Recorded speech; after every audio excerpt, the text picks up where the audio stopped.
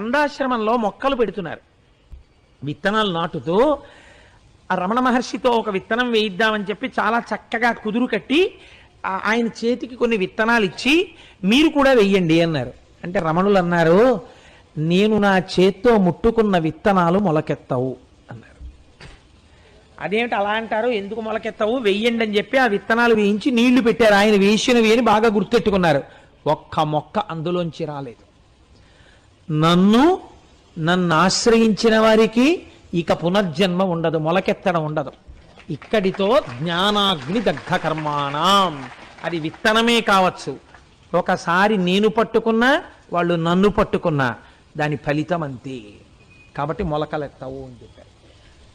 ఎంత చిత్రమో చూసారా, ఒక్కొక్కసారి వారి స్వరూపం బహిర్గతం అవుతుండేది. ఇటువంటి భగవానులు ఆత్మ సర్వగతం కదండి, అంతటా ఉంటుంది. ఆత్మ దేని యందు లేదు. ఆయనని చిత్రం ఏమిటంటే కోతులు విశేషంగా ప్రేమించేవి. కొన్ని వేల కోతులు ఉండేవి అరుణాచలం కొండ మీద, ఇప్పుడు తగ్గిపోయాయి.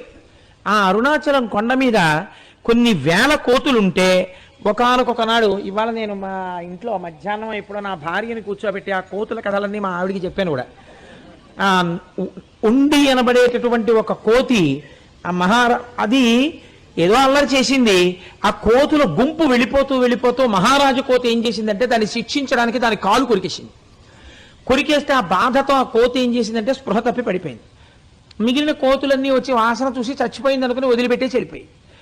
ఈ కాలు కుంటిదైపోయినటువంటి కోతి కాలీడుచుకుంటూ అదో చిన్న కోతి అది రమణులు కూర్చున్నటువంటి విరూపాక్ష గుహలోకి వెళ్ళింది. ఆయనకి సర్వభూతముల యందు ఈశ్వరుడే కదా కనపడతాడు. ఆయన దాన్ని చేత్తో ముట్టుకుని చేరదీసి తన తొడ మీద కూర్చోపెట్టుకుని కొద్దిగా అన్నం కలిపి దానికి నోట్లో ముద్దలు పెట్టి పాలు చల్లార్చి తాను ఊది చల్లార్చిన పాలు దానికి పట్టేవారు. అది బయటికి వెళ్ళడం మానేసి ఇంక రమణ మహర్షి దగ్గరే కూర్చోవడం మొదలెట్టింది.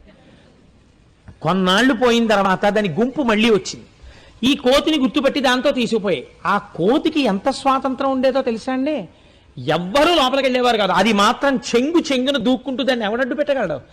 లోపలికి వెళ్ళిపోయి రమణ మహర్షి తొడ మీద ఎక్కి కూర్చునేది. అది చిత్రం ఏమిటో తెలుసా అండి, భగవాన్ ఒక మాట చెప్తుండేవారు, ఈ అరుణగిరి మీదకి వచ్చినటువంటి వాళ్ళందరూ సిద్ధులు.